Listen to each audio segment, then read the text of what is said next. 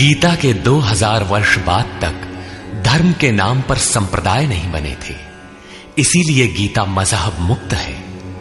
उस समय विश्व मनीषा में एक ही शास्त्र गूंज रहा था, उपनिषद सार गीता, मोक्ष और समृद्धि का स्रोत गीता। शास्त्र पढ़ने की अपेक्षा उसका श्रवण अधिक लाभदायक है, क्योंकि उच्चारण की शुद्धता इत्यादि में एकाग्रता बंट जाती है। इसीलिए सरल भाषा में रूपांतरित यथार्थ गीता की ये कैसेट आपकी सेवा में प्रस्तुत है। इनके श्रवण से बच्चे बच्चे में, पास पड़ोस में परमात्मा के शुभ संस्कारों का संचार होगा। आपके घर आंगन का वायुमंडल भी तपोभूमि सा सुरभित हो उठेगा।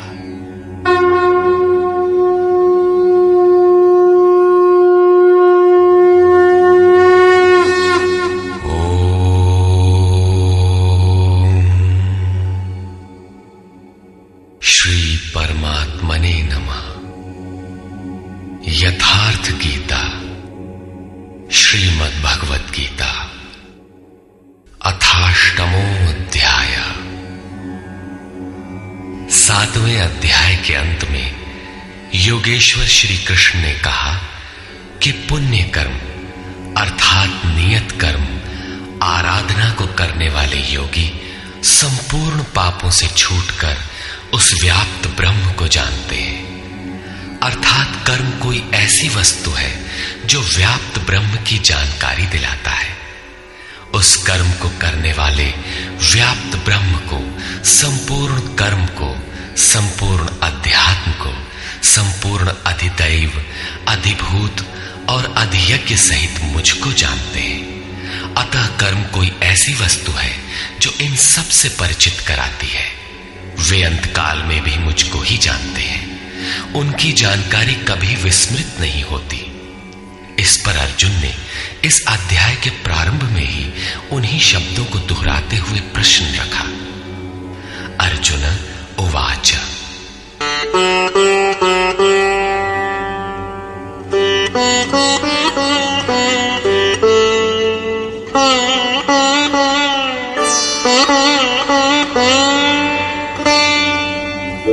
किं तद्ब्रह्म किमध्यात्मम् किं कर्म पुरुषोत्तम अधिभूतं च किं प्रोक्तम् अधिदैवं किमुच्यते। हे पुरुषोत्तम, वो ब्रह्म क्या है, अध्यात्म क्या है, कर्म क्या है, अधिभूत तथा अधिदैव किसे कहा जाता है? अधियज्ञः कथं कोत्र देहेऽस्मिन् मधुसूदन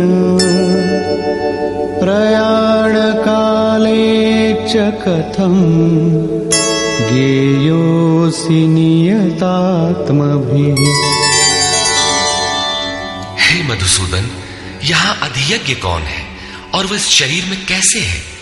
सिद्ध है कि अधियज्ञ अर्थात यज्ञ का अधिष्ठाता कोई ऐसा पुरुष है जो मनुष्य शरीर के आधार वाला है।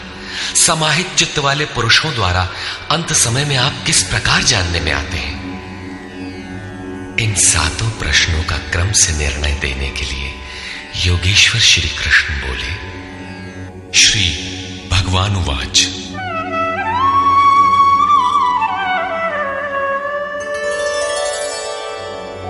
अक्षरं ब्रह्म परमं स्वभावोऽध्यात्ममुच्यते भूतभावोद्भवकरो विसर्गः कर्म संज्ञितः।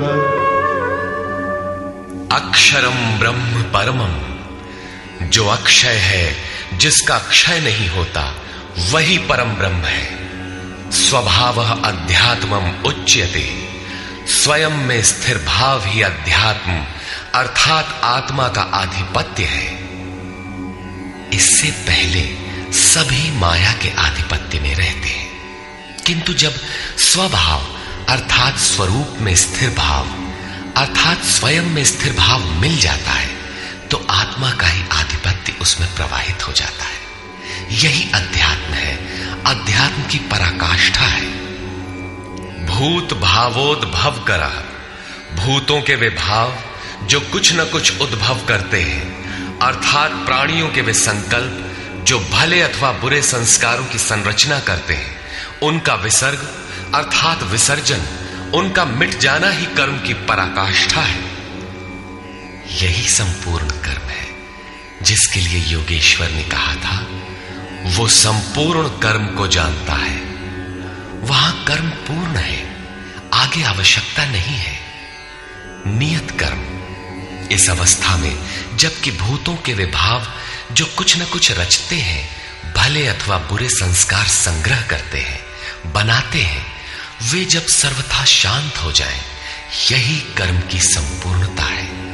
इसके आगे कर्म करने की आवश्यकता नहीं रह जाती। अतः कर्म कोई ऐसी वस्तु है जो भूतों के संपूर्ण संकल्पों को, जिनसे कुछ न कुछ संस्कार बनते हैं, उनका शमन कर देती है। कर्म का अर्थ है आराधना, चिंतन, जो यज्ञ में है। अधिभूतं क्षरो भावः पुरुषश्चाधिदैवतम् अधियज्ञोऽहमेवात्र देहे देहभृतां वर।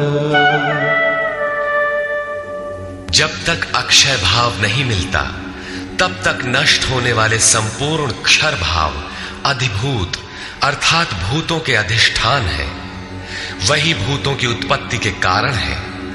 पुरुषः च अधिदैवतम, और प्रकृति से परे जो परम पुरुष है वही अधिदैव अर्थात संपूर्ण देवों, दैवी संपद का अधिष्ठाता है।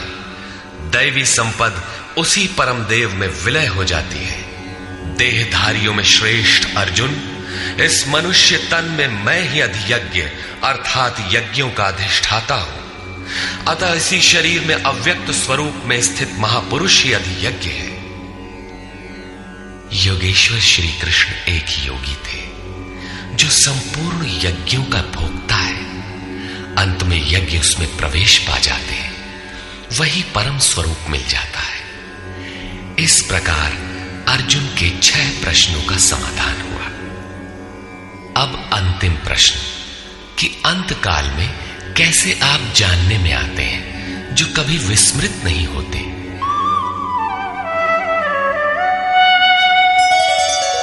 अंतकाले च मामेव स्मरन् मुक्त्वा कलेवरम् यः प्रयाति समद्भावम् याति नास्त्यत्र संशयः।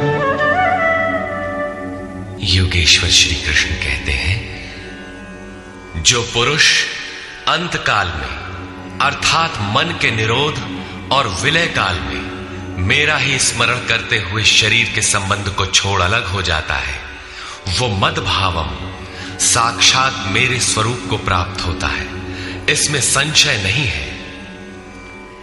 शरीर का निधन शुद्ध अंतकाल नहीं है। मरने के बाद भी शरीरों का क्रम पीछे लगा रहता है।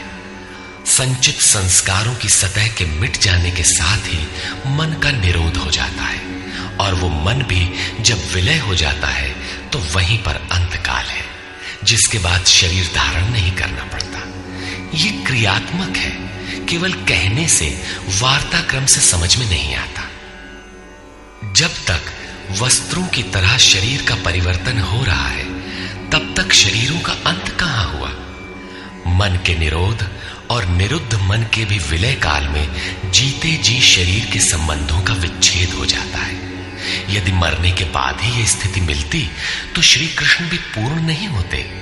उन्होंने कहा कि अनेक जन्म के अभ्यास से प्राप्ति वाला ज्ञानी साक्षात मेरा स्वरूप है। मैं वह हूं और वह मुझ में है। लेश मात्र भी उसमें और मुझ में अंतर नहीं है। यह जीते जी प्राप्ति है। जब फिर कभी शरीर न मिले वही शरीरों का अंत है। ये तो वास्तविक शरीरांत का चित्रण हुआ, जिसके पश्चात जन्म नहीं लेना पड़ता है। दूसरा शरीरांत मृत्यु है, जो लोक प्रचलित है, किंतु इस शरीरांत के पश्चात पुनः जन्म लेना पड़ता है।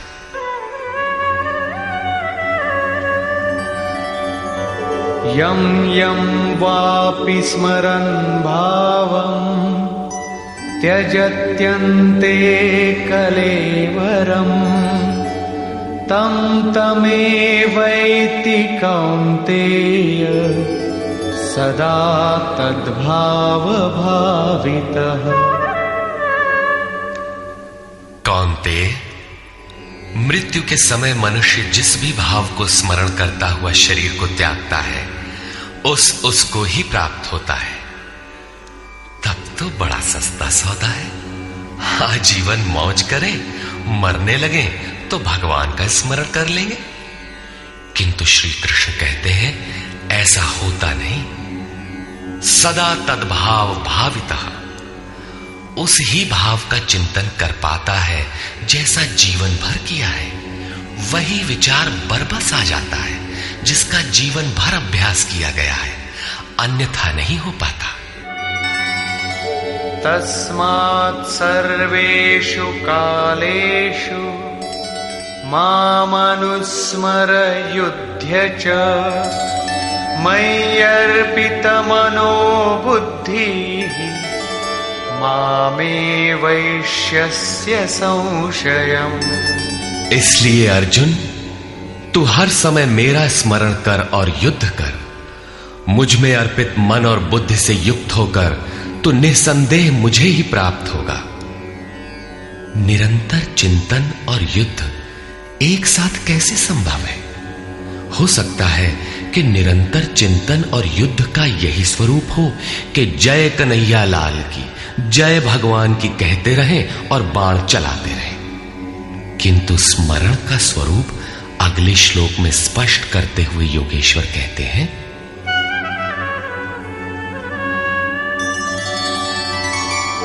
अभ्यास योग युक्तेन चेतसा नान्यगामिना परमं पुरुषं दिव्यं याति पार्थानुचिन्तयन्।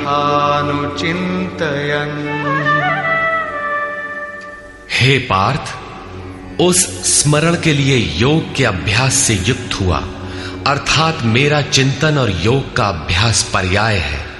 मेरे सिवाय दूसरी ओर न जाने वाले चित्त से निरंतर चिंतन करने वाला परम प्रकाश स्वरूप दिव्य पुरुष अर्थात परमात्मा को प्राप्त होता है।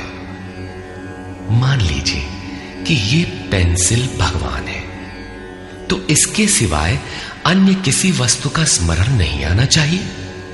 इसके अगल बगल आपको पुस्तक दिखाई पड़ती है या अन्य कुछ भी, तो आपका स्मरण खंडित हो गया। स्मरण जब इतना सूक्ष्म है कि इष्ट के अतिरिक्त दूसरी वस्तु का स्मरण भी ना हो, मन में तरंगे भी ना आए, तो स्मरण और युद्ध दोनों एक साथ कैसे होंगे? वस्तुतः जब आप चित्त को सब ओर से समेटकर अपने एक आराध्य के स्मरण में प्रवृत्त होंगे, तो उस समय मायिक प्रवृत्तियां काम क्रोध राग द्वेष बाधा के रूप में सामने प्रकट ही है। आप स्मरण करेंगे किंतु वे आपके अंदर उद्वेग पैदा करेंगे। आपका मन स्मरण से चलायमान करना चाहेंगे। इन बाह्य प्रवृत्तियों का पार पाना ही युद्ध है। निरंतर चिंतन द्वारा ही इनका अंत किया जाता है। इसलिए निरंतर चिंतन के साथ ही युद्ध संभव है। गीता का एक भी श्लोक बाह्य मारकाट का समर्थन नहीं करता। चिंतन किसका करें, इस पर कहते हैं,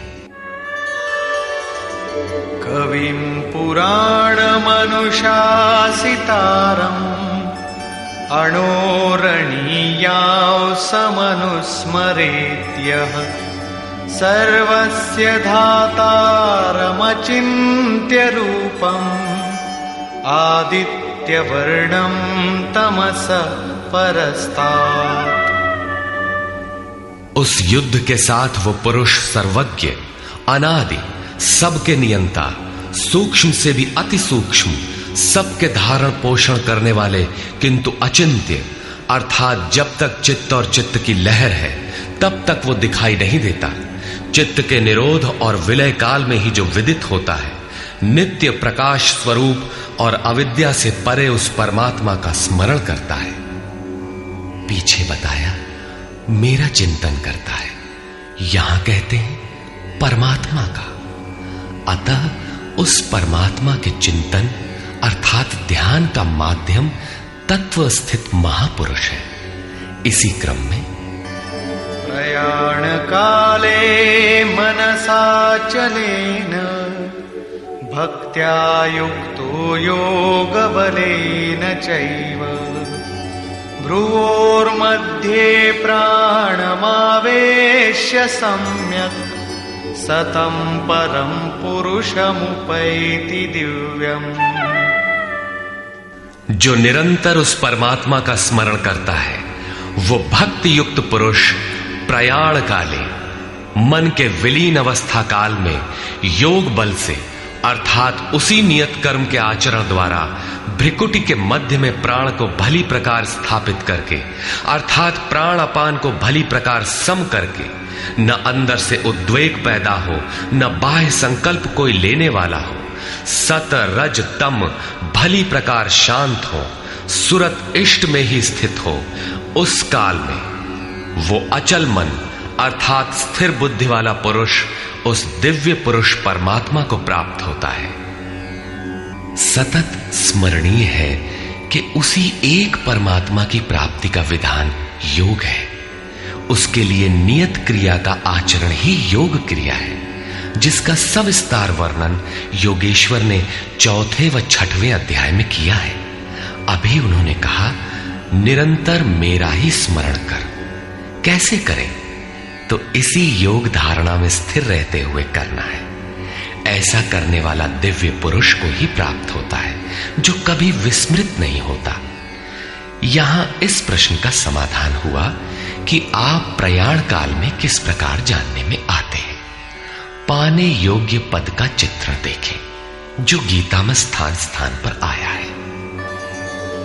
यदक्षरं वेदविदो वदन्ति विशन्ति यद्यतयो वीतरागाः यदिच्छन्तो ब्रह्मचर्यं चरन्ति तत्ते पदं संग्रहेण प्रवक्ष्ये।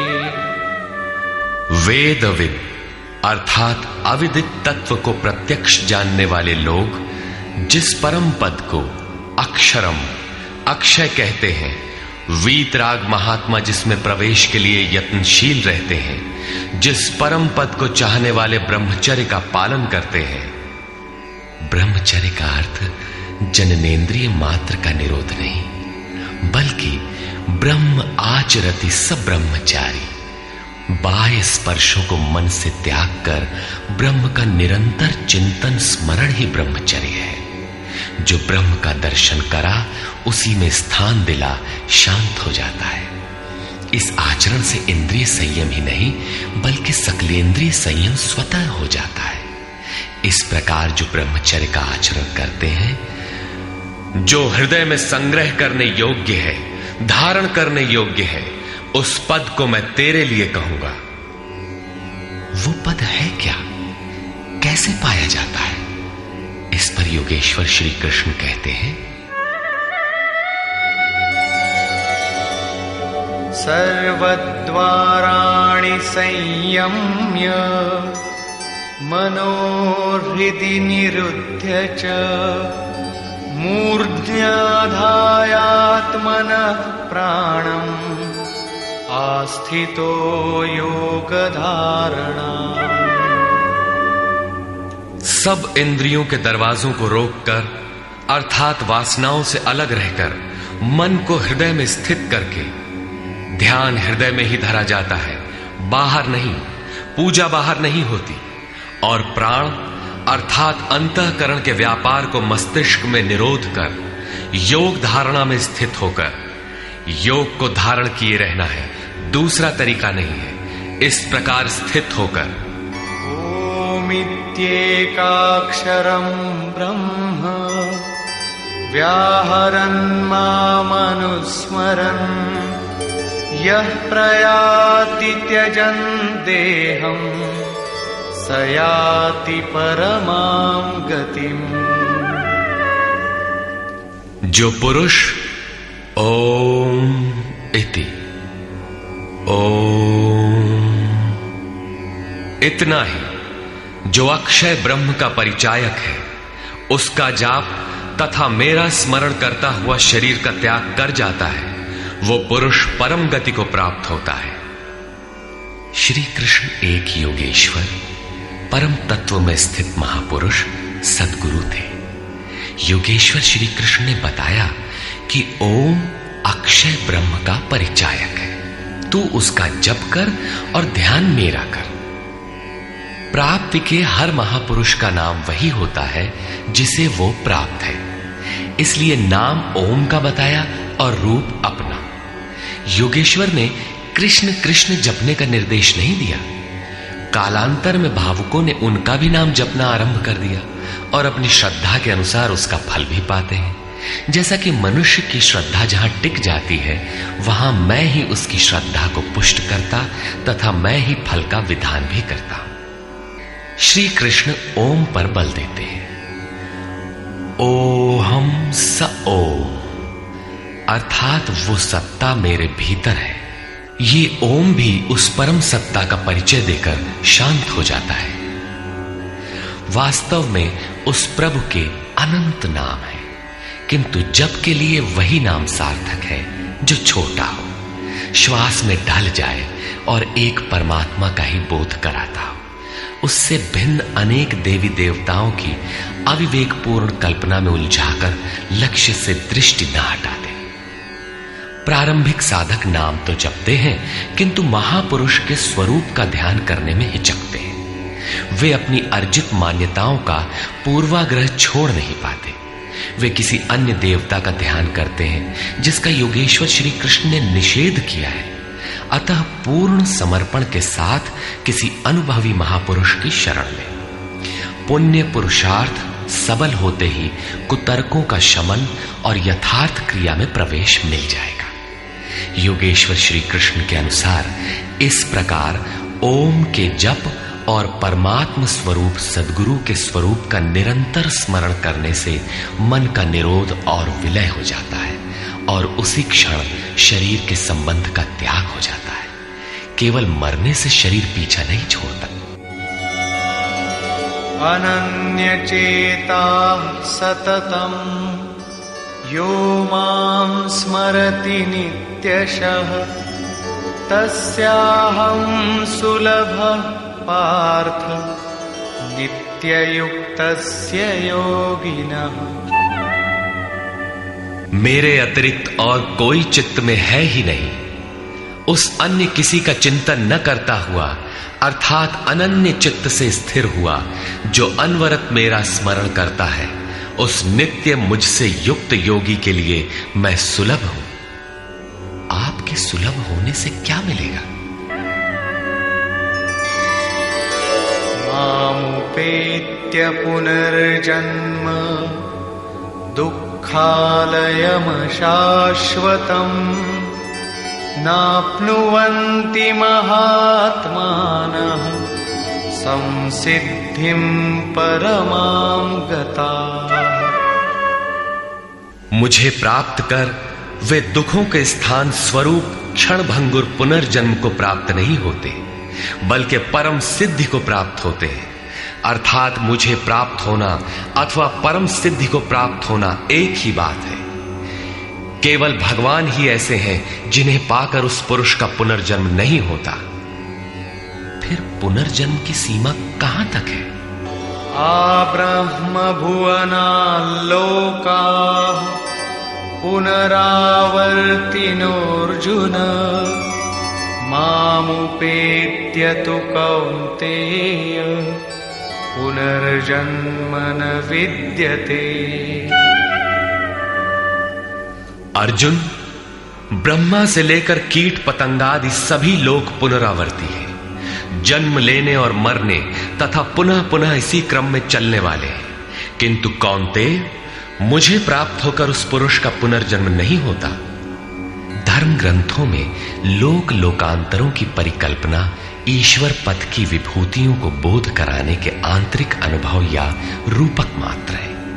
अंतरिक्ष में न तो कोई ऐसा गड्ढा है जहां कीड़े काटते हों और न ऐसे महल जिसे स्वर्ग कहा जाता हो। दैवी संपत्ति से युक्त पुरुष देवता और आसुरी संपत्ति से युक्त मनुष्य ही असुर है। श्री कृष्ण के ही सगे संबंधी कंस राक्षस और बाणासुर दैत्य थे। देव मानव तिर्यक योनियां ही विभिन्न लोक हैं। श्री कृष्ण के ही अनुसार ये जीवात्मा मन सहित पांचों इंद्रियों को लेकर जन्म जन्मांतर के संस्कारों के अनुरूप नया शरीर धारण कर लेता है। अमर कहे जाने वाले देवता भी मरण धर्मा है। क्षीणे पुण्ये मर्त्य लोकम विशन्ति। इससे बड़ी क्षति क्या होगी? वो देवतन ही किस काम का जिसमें संचित पुण्य भी समाप्त हो जाए। देवलोक, पशुलोक, कीट पतंगादि लोग भोगलोक मात्र है। केवल मनुष्य ही कर्मों का रचयिता है, जिसके द्वारा वो उस परम धाम तक को प्राप्त कर सकता है जहां से पुनरावर्तन नहीं होता। यथार्थ कर्म का आचरण करके मनुष्य देवता बन जाए, ब्रह्मा की स्थिति प्राप्त कर ले, किंतु वो पुनर्जन्म से तब तक नहीं बच सकता जब तक कि मन के निरोध और विलय के साथ परमात्मा का साक्षात्कार करके उसी परम भाव में स्थित न हो जाए। उसका पुनर्जन्म नहीं होना है, किंतु इस अव्यक्त स्थिति से पूर्व जब तक उसके पास अपनी बुद्धि है, जब तक वो ब्रह्मा है, वो पुनर्जन्म की परिधि में ही है। इन्हीं तथ्यों पर प्रकाश डालते हुए योगेश्वर श्री कृष्ण कहते हैं,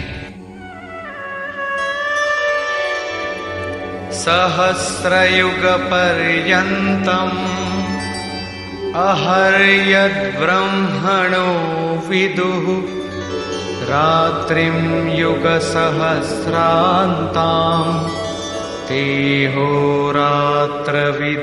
जनाः। जो 1000 चतुर्युगों की ब्रह्मा की रात्रि और 1000 चतुर्युगों के उसके दिन को साक्षात जानते हैं, वे पुरुष समय के तत्व को यथार्थ जानते हैं। प्रस्तुत श्लोक में दिन और रात विद्या और अविद्या के रूपक हैं। ब्रह्म विद्या से संयुक्त बुद्धि ब्रह्मा की प्रवेशिका तथा ब्रह्म विद्वरिष्ठ बुद्धि ब्रह्मा की पराकाष्ठा है। विद्या से संयुक्त बुद्धि ही ब्रह्मा का दिन है। जब विद्या कार्यरत होती है, उस समय योगी स्वरूप की ओर अग्रसर होता है। अंतःकरण की सहस्रों प्रवृत्तियों में ईश्वरीय प्रकाश का संचार हो उठता है। इस प्रकार अविद्या की रात्रि आने पर अंतःकरण की सहस्रों प्रवृत्तियों में माया का द्वंद्व प्रवाहित होता है। प्रकाश और अंधकार की यहीं तक सीमा है। इसके पश्चात न तो अविद्या रह जाती है और न विद्या ही। वो परम तत्व परमात्मा विदित हो जाता है। जो इसे तत्व से भली प्रकार जानते हैं, वे योगी जन काल के तत्व को जानने वाले हैं कि कब अविद्या की रात होती है, कब विद्या का दिन आता है, काल का प्रभाव कहां तक है अथवा समय कहां तक पीछा करता है। प्रारंभिक मनीषी अंतःकरण को चित्त अथवा कभी कभी केवल बुद्धि कहकर संबोधित करते थे। कालांतर में अंतःकरण का विभाजन मन, बुद्धि, चित्त और अहंकार की 4 प्रमुख वृत्तियों में किया गया। वैसे अंतःकरण की प्रवृत्तियां अनंत हैं। बुद्धि के अंतराल में ही अविद्या की रात्रि होती है और उसी बुद्धि में विद्या का दिन भी होता है। यही ब्रह्मा की रात्रि और दिन है। जगत रूपी रात्रि में सभी जीव अचेत पड़े हैं। प्रकृति में विचरण करती हुई उनकी बुद्धि उस प्रकाश स्वरूप को नहीं देख पाती, किंतु योग का आचरण करने वाले योगी इससे जग जाते हैं। वे स्वरूप की ओर बढ़ते हैं। जैसा कि गोस्वामी तुलसीदास ने रामचरितमानस में लिखा है, कबहु दिवस मह निबिड़तम, कबहुक प्रकट पतंग, बिन सई उपजई ज्ञान जिमि, पाई कुसंग सुसंग। विद्या से संयुक्त बुद्धि कुसंग पाकर अविद्या में परिणत हो जाती है। पुनः सुसंग से विद्या का संचार उसी बुद्धि में हो जाता है। ये उतार चढ़ाव पूर्ति पर्यंत लगा रहता है। पूर्ति के पश्चात न बुद्धि है न ब्रह्मा, न रात रहती है न दिन। यही ब्रह्मा के दिन रात का रूपक है। न हजारों साल की लंबी रात होती है, न हजारों चतुर्युग का दिन ही होता है, और न कहीं कोई चार मुंह वाला ब्रह्मा ही है। बुद्धि की उपर्युक्त चार क्रमिक अवस्थाएं ही ब्रह्मा के चार मुख और अंतःकरण की चार प्रमुख प्रवृत्तियां ही उनके चतुर्युग हैं। रात और दिन इन्हीं प्रवृत्तियों में होते हैं। जो पुरुष इसके भेद को तत्व से जानते हैं, वे योगी जन काल के भेद को जानते हैं कि काल कहां तक पीछा करता है और कौन पुरुष काल से भी अतीत हो जाता है। रात्रि और दिन, अविद्या और विद्या में होने वाले कार्य को योगेश्वर श्री कृष्ण स्पष्ट करते हैं।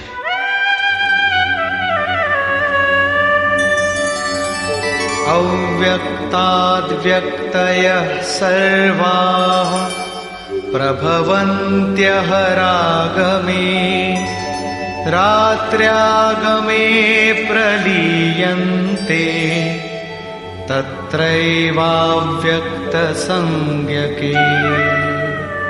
ब्रह्मा के दिन के प्रवेश काल में अर्थात विद्या, दैवी संपत्ति के प्रवेश काल में संपूर्ण प्राणी अव्यक्त बुद्धि में जागृत हो जाते हैं, और रात्रि के प्रवेश काल में उसी अव्यक्त अदृश्य बुद्धि में जागृति के सूक्ष्म तत्व अचेत हो जाते हैं। वे प्राणी अविद्या की रात्रि में स्वरूप को स्पष्ट देख नहीं पाते, किंतु उनका अस्तित्व रहता है। जागृत होने और अचेत होने का माध्यम यह बुद्धि है, जो सब में अव्यक्त रहती है, दृष्टिगोचर नहीं है। भूतग्रामः स एवायम्, भूत्वा भूत्वा प्रलीयते, रात्र्यागमे वशः पार्थ, प्रभवत्यः रागमे। हे पार्थ, सब प्राणी इस प्रकार जागृत होकर, प्रकृति से विवश होकर अविद्या रूपी रात्रि के आने पर अचेत हो जाते हैं। वे नहीं देख पाते कि हमारा लक्ष्य क्या है। दिन के प्रवेश काल में वे पुनः जागृत हो जाते हैं। जब तक बुद्धि है तब तक इसके अंतराल में विद्या और अविद्या का क्रम चलता रहता है, तब तक वो साधक ही है। परस्तस्मात्तु भावोऽन्यो व्यक्तो व्यक्तात् सनातनः, यः सः सर्वेषु भूतेषु नश्यत्सु न विनश्यति। एक तो ब्रह्मा अर्थात बुद्धि अव्यक्त है, इंद्रियों से दिखाई नहीं पड़ती, और इससे भी परे सनातन अव्यक्त भाव है, जो भूतों के नष्ट होने पर भी नष्ट नहीं होता। अर्थात विद्या में सचेत और अविद्या में अचेत, दिन में उत्पन्न और रात्रि में विलीन भावों वाले अव्यक्त ब्रह्मा के भी मिट जाने पर वो सनातन अव्यक्त भाव मिलता है, जो नष्ट नहीं होता। बुद्धि में होने वाले उक्त दोनों उतार चढ़ाव जब मिट जाते हैं, तब सनातन अव्यक्त भाव मिलता है, जो मेरा परम धाम है। जब सनातन अव्यक्त भाव प्राप्त हो गया तो बुद्धि भी उसी भाव में रंग जाती है, उसी भाव को धारण कर लेती है। इसलिए वो बुद्धि स्वयं तो मिट जाती है और उसके स्थान पर सनातन अव्यक्त भाव ही शेष बचता है।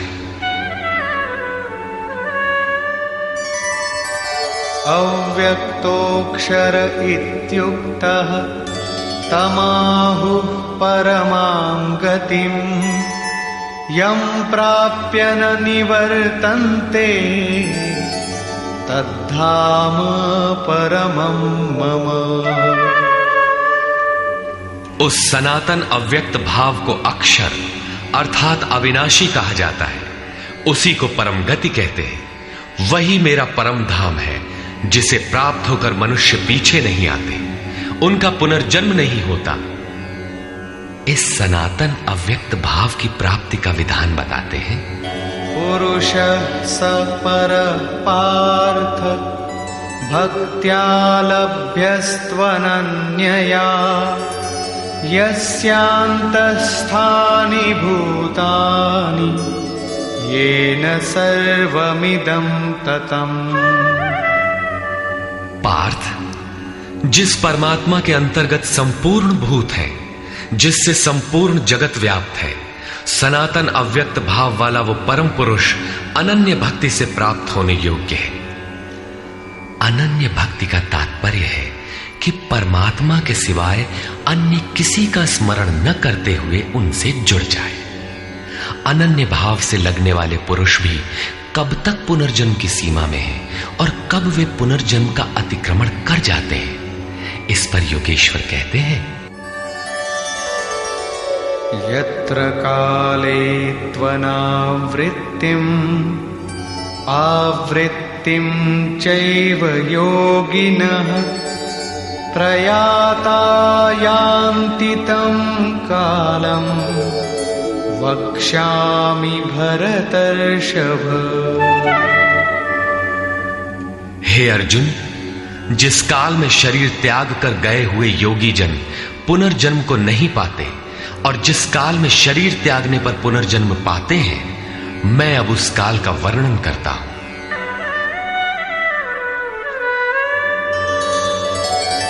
अग्निर्ज्योतिरः शुक्लः षण्मासा उत्तरायणम् तत्र प्रयाता गच्छन्ति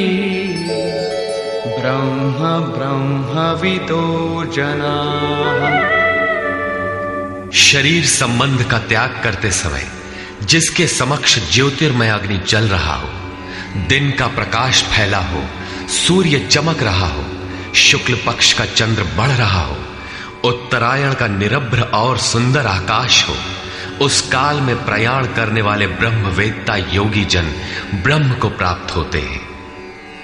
अग्नि ब्रह्म तेज का प्रतीक है, दिन विद्या का प्रकाश है, शुक्ल पक्ष निर्मलता का द्योतक है, विवेक, वैराग्य, शम, दम, तेज और प्रज्ञा ये षडैश्वर्य ही षण्मास है।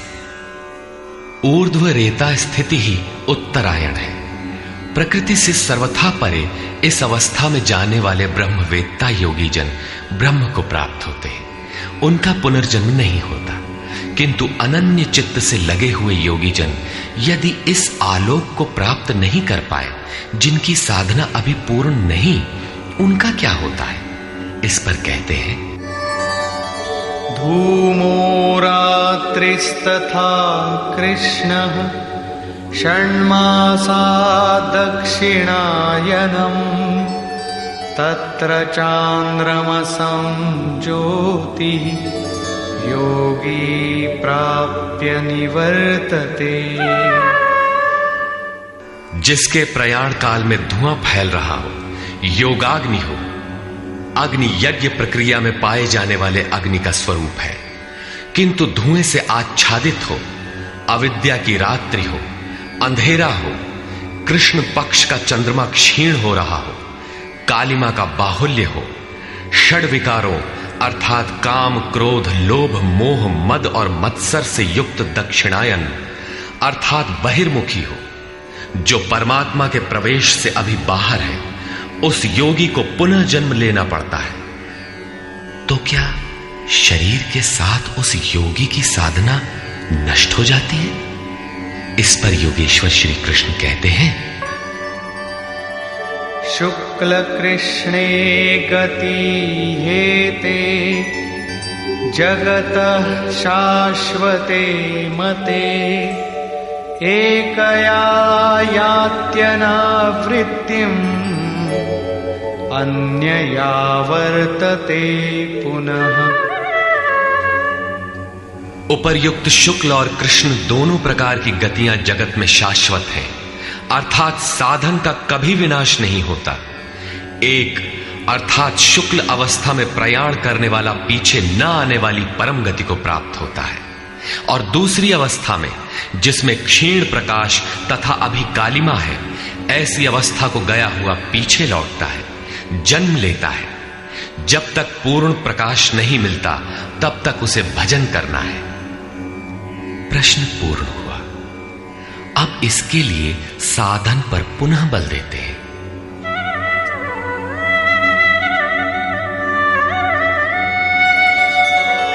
नैते श्रुति पार्थ जानन् योगी मुह्यति कश्चन तस्मात् सर्वेषु कालेषु योगयुक्तो भवार्जुन।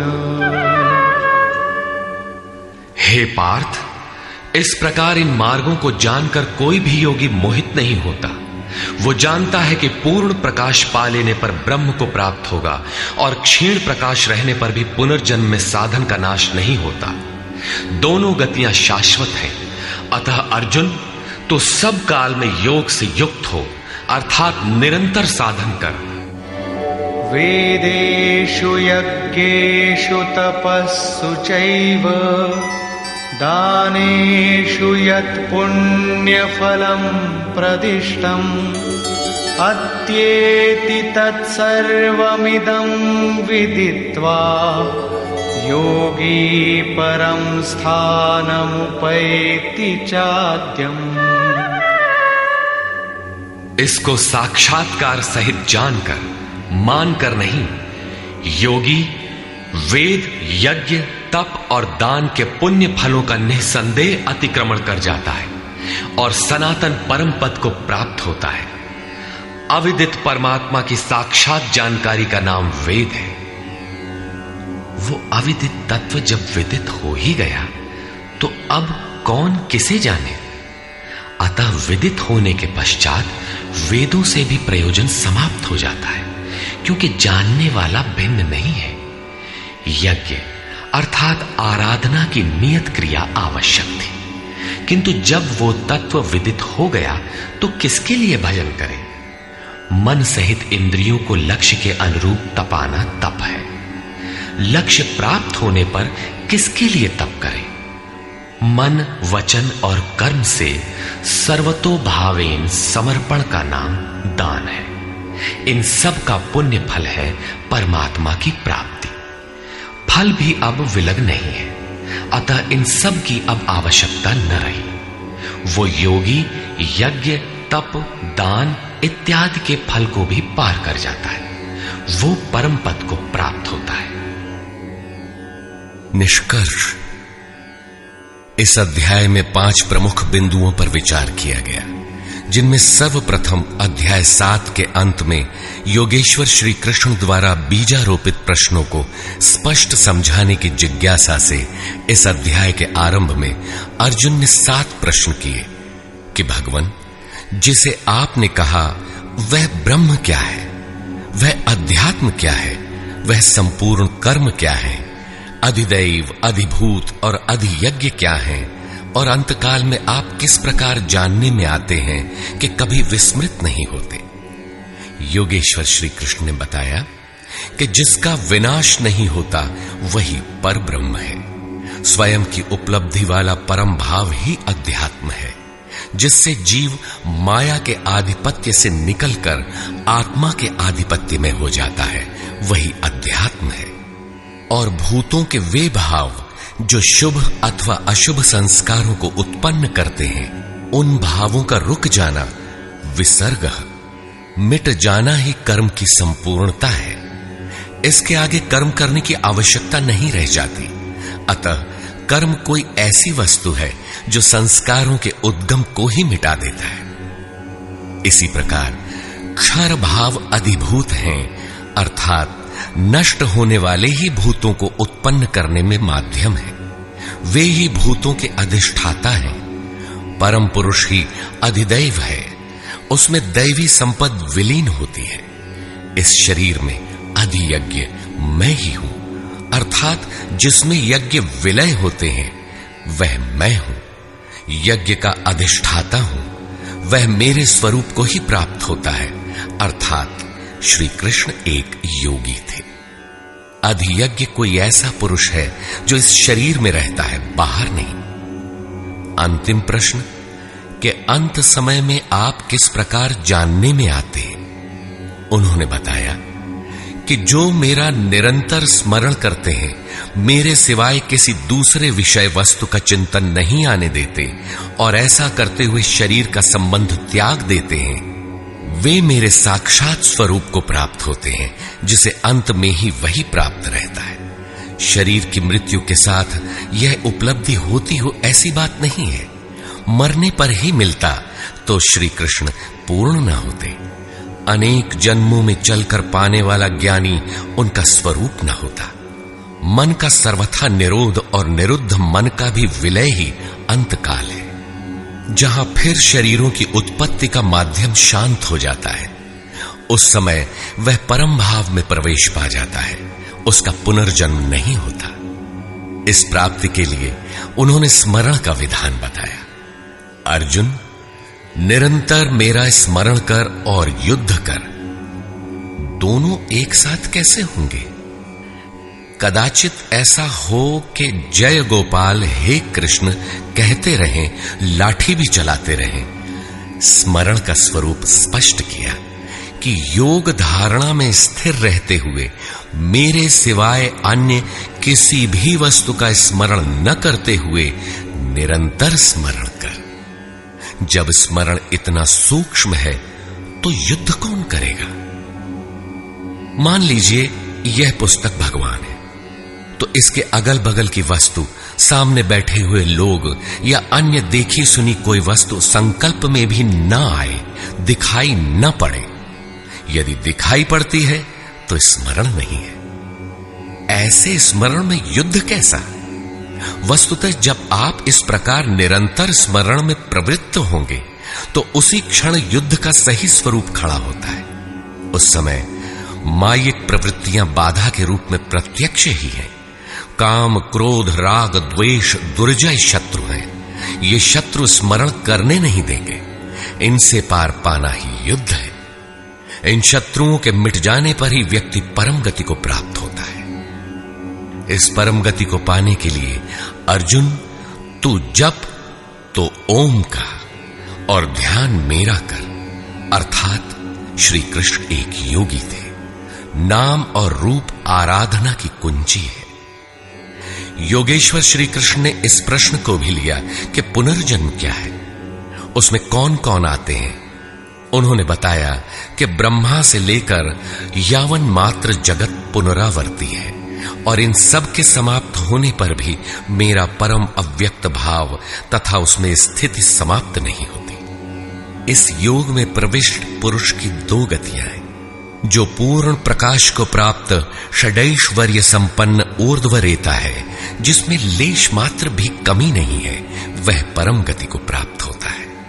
यदि उस योग कर्ता में लेश मात्र भी कमी है, कृष्ण पक्ष सी कालिमा का संचार है, ऐसी अवस्था में शरीर का समय समाप्त होने वाले योगी को जन्म लेना पड़ता है। वह सामान्य जीव की तरह जन्म मरण के चक्कर में नहीं फंसता, बल्कि जन्म लेकर उससे आगे की शेष साधना को पूरा करता है। इस प्रकार आगे के जन्म में उसी क्रिया से चलकर वह भी वहीं पहुंच जाता है जिसका नाम परम धाम है। पहले भी श्री कृष्ण कह आए हैं कि इसका थोड़ा भी साधन जन्म मरण के महान भय से उद्धार करा के ही छोड़ता है। दोनों रास्ते शाश्वत हैं, अमिट हैं। इस बात को समझकर कोई भी पुरुष योग से चलायमान नहीं होता। अर्जुन, तू योगी बन। योगी वेद, तप, यज्ञ और दान के भी पुण्य फलों का उल्लंघन कर जाता है, परम गति को प्राप्त होता है। इस अध्याय में स्थान स्थान पर परम गति का चित्रण किया गया है, जिसे अव्यक्त, अक्षय और अक्षर कहकर संबोधित किया गया है, जिसका कभी क्षय अथवा विनाश नहीं होता। अतः ओम तत्सदिति श्रीमद् भगवद गीता सूपनिषत्सु ब्रह्म विद्यायाम योग शास्त्रे श्री कृष्णार्जुन संवादे अक्षर ब्रह्म योगो नाम अष्टमोऽध्यायः। इस प्रकार स्वामी अड़गड़ानंद कृत श्रीमद् भगवत गीता के भाष्य यथार्थ गीता का 8वां अध्याय पूर्ण होता है। हरि ओम तत्सत।